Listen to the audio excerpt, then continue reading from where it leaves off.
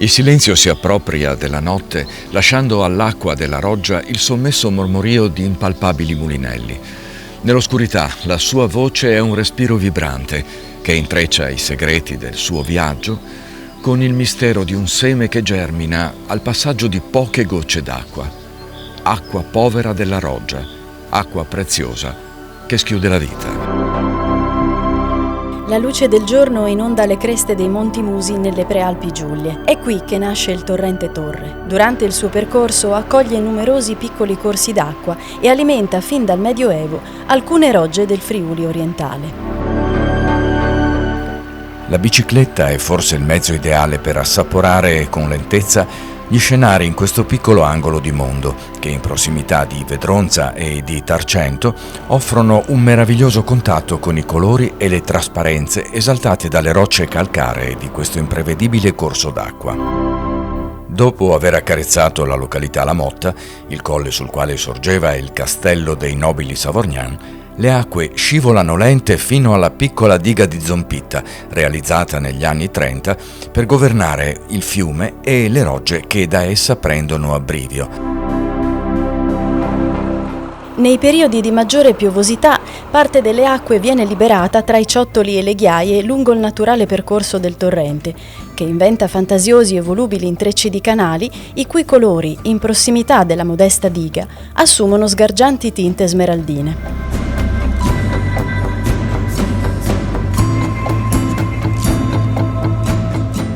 Dal tranquillo abitato di Zompitta, riconoscibile per l'angelo del campanile, simile a quello del castello di Udine, la roggia più occidentale sacrifica le acque in una fredda culla artificiale. Nonostante il modesto dislivello, il suo percorso è intervallato da piccoli salti e cascatelle che frenano la vivace corrente. Il paesaggio lungo la strada ciclabile è ricamato da borghi silenziosi e da grandi alberi, da orti, giardini, chiesette votive e curati vigneti che nascondono il viscerale amore dei contadini per un'agricoltura semplice, in cui la passione si salda frequentemente con la necessità.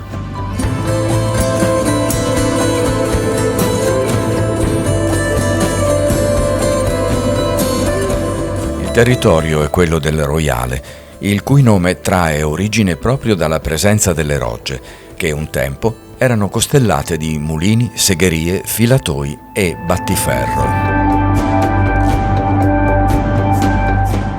Nel piccolo borgo di Cortale è ancora ben visibile il suo vecchio mulino, la cui ruota idraulica ispira la magia della lentezza attraverso un inesauribile movimento ipnotico.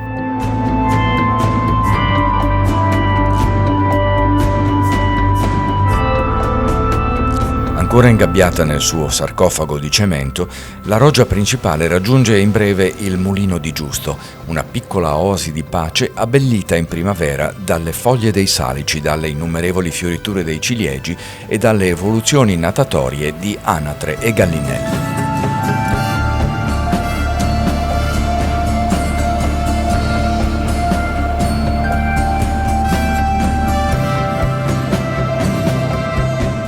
Il generoso salto dell'attuale mulino, che utilizzava 3 piccole derivazioni del canale, era stato utilizzato in passato per muovere anche una sega ad acqua e un grande maglio, destinato alla lavorazione del ferro per gli attrezzi agricoli. Le rogge raccontano non solo il paesaggio, ma anche la storia e le vicende umane di questo piccolo territorio.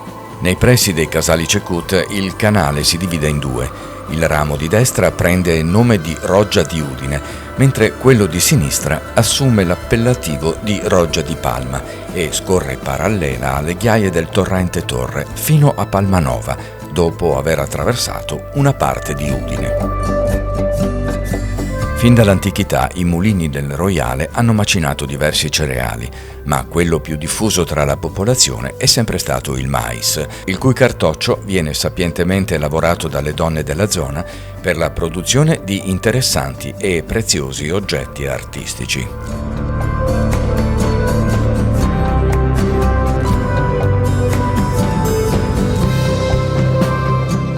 A Rizzolo, in molti tratti, la Roggia di Palma conserva sulle sponde i lavatoi di pietra che un tempo erano deputati non solo al bucato, ma anche a raccogliere le confidenze femminili e le chiacchiere del paese.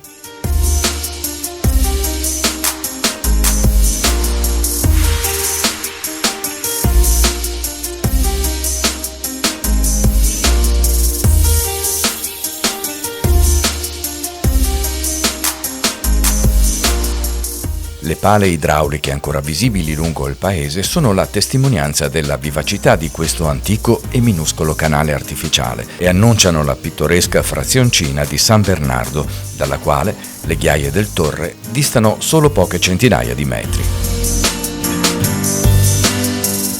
Soprattutto nel periodo estivo, questo piatto corso d'acqua è un'asciutta alluvione di ciottoli calcarei di ogni dimensione. Non appena le prealpi assorbono le piogge di un'imponente perturbazione, come per magia l'alveo del fiume trova una nuova vita tra il colore e le trasparenze di un'acqua sorprendentemente cristallina.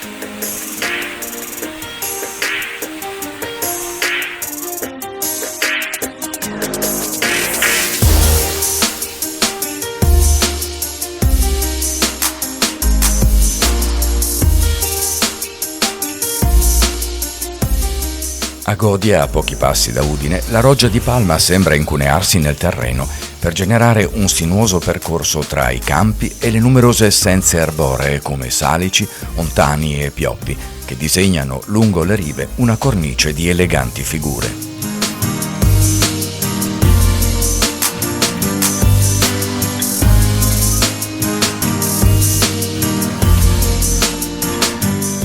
In paese, l'antico mulino Coiutti lavora ininterrottamente dal 1500 nella stessa struttura e con gli stessi macchinari che hanno attraversato i secoli. Ancora oggi il mulino è governato dalla medesima famiglia, che presiede i lavori di macinatura di vari cereali con la tipica e flemmatica lentezza della roggia.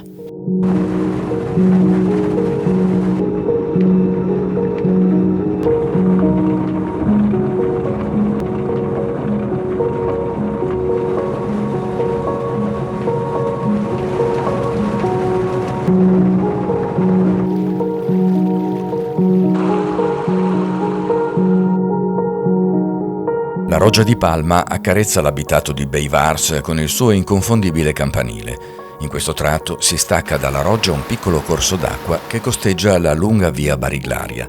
È il Roiello di Pradamano, che raggiunge l'omonimo paese attraverso un abbraccio paesaggistico di campi e di gelsi. Le acque lucenti di questi suggestivi ruscelli avevano lo scopo di portare l'acqua nei paesi per usi domestici e rurali, ma la diffusione degli acquedotti e il frequente scarico di rifiuti ne ha determinato il progressivo declino e la loro inesorabile scomparsa. Udine sorge su un materasso di ghiaie che hanno da sempre reso problematica la disponibilità di acqua per la popolazione. Tuttavia, le sue antiche rogge hanno in parte lenito l'atavica sete nel corso dei secoli. Nella periferia orientale, la roggia di Palma entra in città attraverso la località di Planis.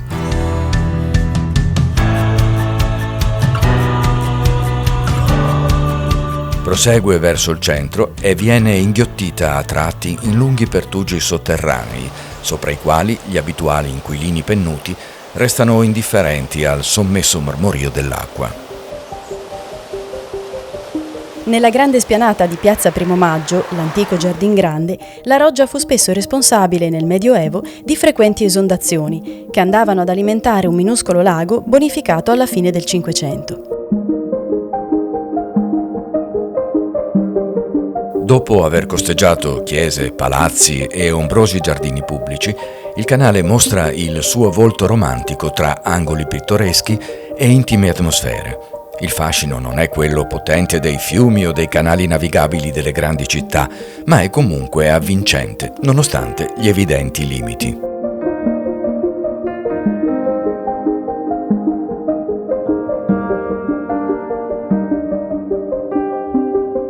Nella parte più a sud del centro città, la roggia compie alcune giravolte per dirigersi verso la frazione di Cusignacco, che segna il confine meridionale di Udine.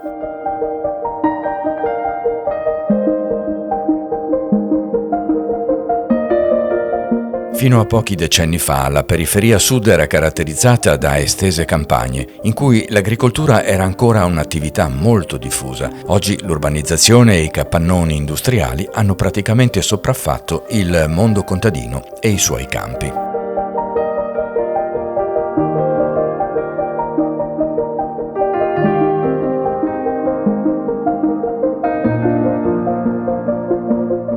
Sulla Roggia erano presenti un tempo numerosi mulini, filande e altre attività industriali legate al passaggio dell'acqua, che oggi sono soltanto uno sfumato ricordo.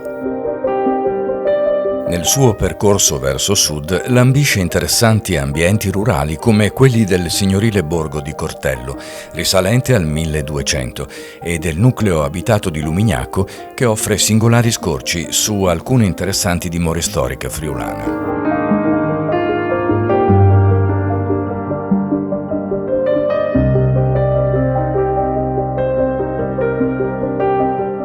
La Roggia prosegue il suo viaggio tra le curate campagne intorno a Risano per incunearsi in paese tra antichi impianti idraulici, ricercate architetture conservate nelle ville padronali e nelle preziose chiese della zona.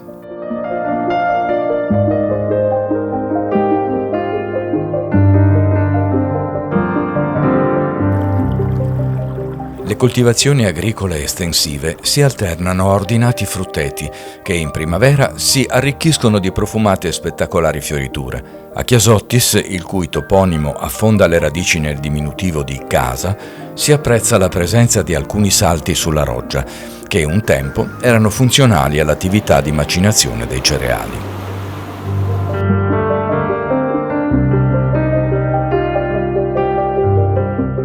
A Lavariano l'agricoltura esprime connotati moderni grazie alle imponenti geometrie della terra, dettate dall'omonimo riordino fondiario, che ha snaturato il tipico ambiente rurale friulano a favore di una maggiore razionalità di lavoro.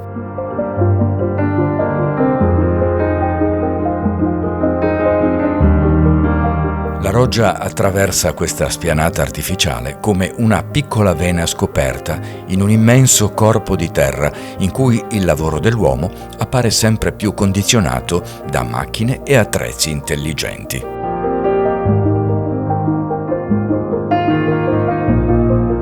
Superato l'abitato di Bicinicco, la Roggia di Palma incontra finalmente la sua destinazione finale, la celebre e spettacolare città-fortezza di Palmanova, un vero e proprio capolavoro di ingegneria e di architettura militare edificato dai veneziani e dai francesi di Napoleone a più riprese, a partire dalla fine del Cinquecento. L'acqua della Roggia, che deve il suo nome proprio alla città stellata, oggi patrimonio UNESCO, si tuffa con alcune ingegnose cascate nel fossato che cinge i bastioni di questo splendido baluardo, in cui la storia sembra essersi fermata. Le imponenti opere per la costruzione di questa perfetta e gigantesca stella a 9 punte, dotata di 3 cerchie murarie, fu progettata dai veneziani per difendere i confini orientali dalle scorrerie e dalle devastazioni dei turchi. 7 sono i chilometri del suo perimetro, sul quale scorrono i fossati difensivi alimentati proprio dalla Roggia di Palma.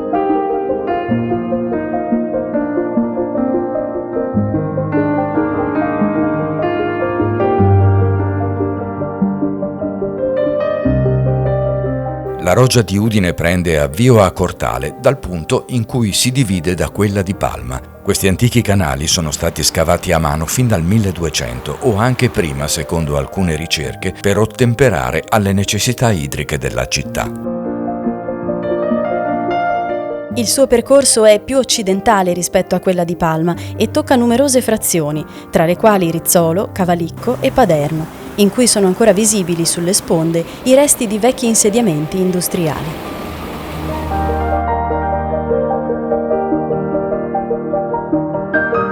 Entra in città dopo un breve percorso tra le poche coltivazioni delle periferie. Su di essa si affacciano edifici moderni e giardini che in qualche caso nascondono le testimonianze di remoti e operosi mulini urbani.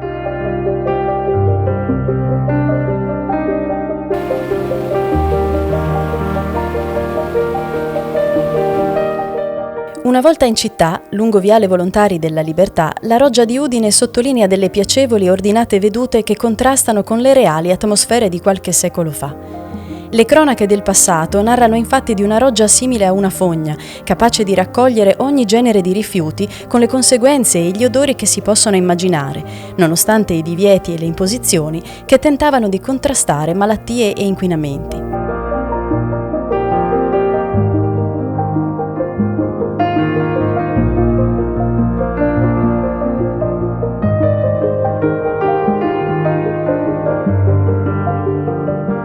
Le prospettive offerte dalla presenza dell'acqua corrente tra le corti e alcune antiche dimore signorili del centro offre una gradevole atmosfera sentimentale che valorizza le vie e le piazze del centro dominate dal castello e dal suo celebre angelo.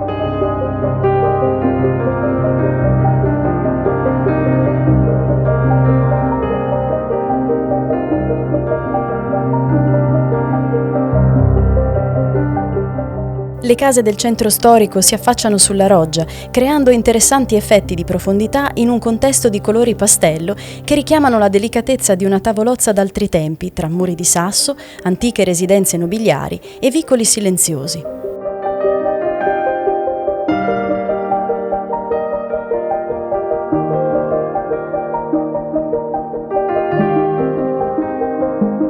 La roggia cittadina si congeda da Udine attraversando le campagne di periferia fino all'abitato di Zugliano, per immettersi nelle placide acque del torrente Cormor.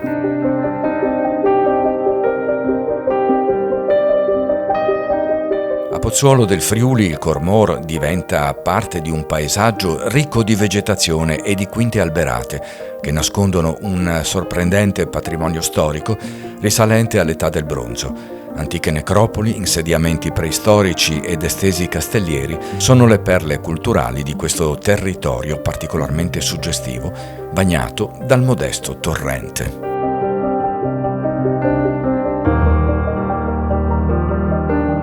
A Pozzuolo, dal Cormor si stacca una roggia secondaria che dal paese scende verso sud. Dopo aver percorso alcuni chilometri tra ombrosi boschetti ed estese coltivazioni, raggiunge Mortegliano, all'ombra del suo altissimo campanile.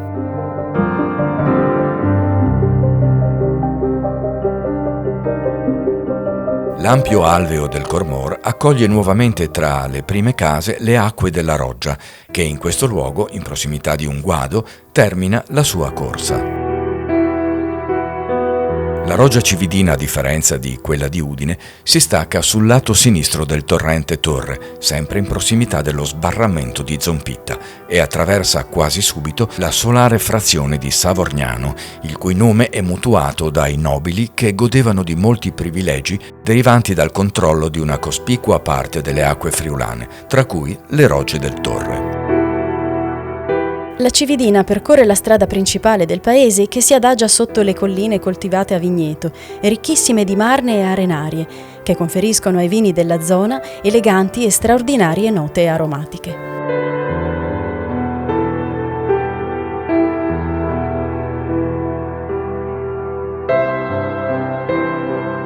Il paesaggio del circondario attraversato dalla roggia è uno straordinario caleidoscopio di colori che si stempera in una grande varietà di ambienti e paesi a cui fanno corona i contorni delle vicine prealpi. Nelle tranquille campagne tra Ravosa e Povoletto, la roggia cividina lambisce alcuni bellissimi edifici nobiliari.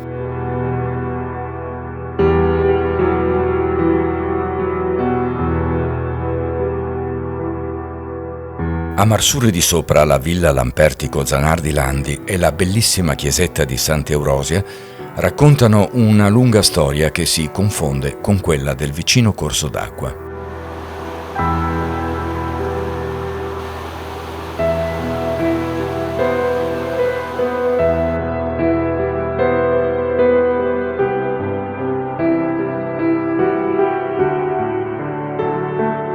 Nel vicino abitato di Marsure di Sotto è la seicentesca Villa Mangilli Schubert, con la sua splendida chiesetta padronale a fare da sfondo alla roggia cividina, che porta fertilità ai campi ordinati e ben governati fin dai tempi remoti.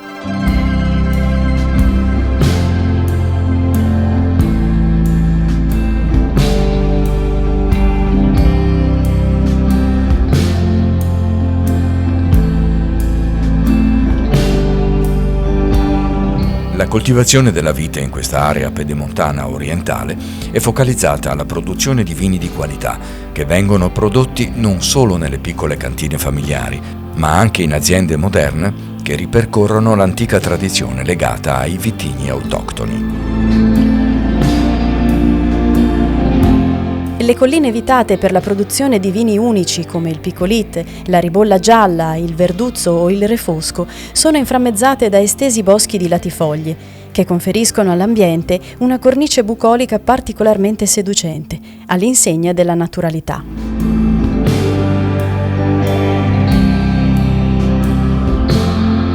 A Siacco, in prossimità della villa Coren Cecioni, la chiesa di San Vitale è un'oasi di raccoglimento immersa in uno splendido fondale di modeste montagne, in cui le note delle sue campane si diffondono con una delicata armonia.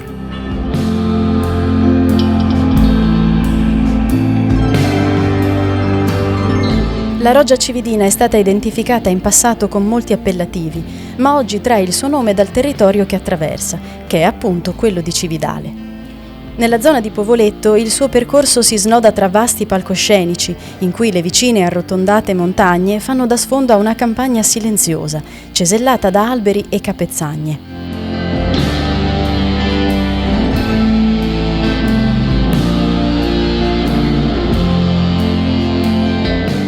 A Grions del Torre la roggia scorre protetta all'ombra di una variegata compagine arborea che annuncia la presenza delle pale idrauliche di alcuni mulini disseminati lungo il suo percorso.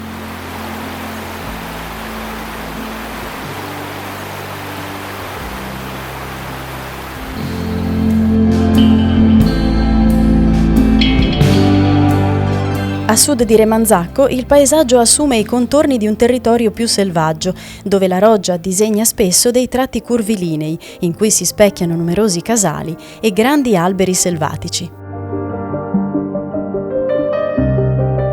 A primavera gli elementi cromatici che tempestano i radi boschi planiziali lungo le rive sono il risultato di copiose fioriture che arricchiscono non solo le fronde delle specie arboree, ma anche della flora al limitare dei prati stabili e dei coltivi.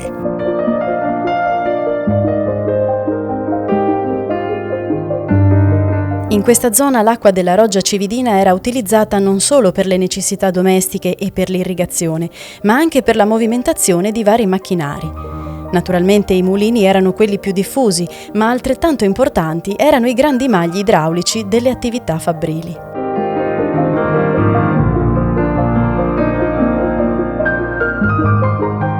Dopo alcuni chilometri, la roggia incontra le sponde del torrente Malina, un affluente del Torre, che scende dai versanti boscosi alle spalle di Attibis e che resta generalmente asciutto per gran parte dell'anno. In questo punto l'acqua della roggia viene incanalata dentro a un sifone che si insinua sotto l'alveo ghiaioso del torrente, per riapparire sulla riva sinistra, con il nome di Roggia di Buttrio, presso i casali Zucco, e riprendere la sua corsa verso le colline di Buttrio e Manzano.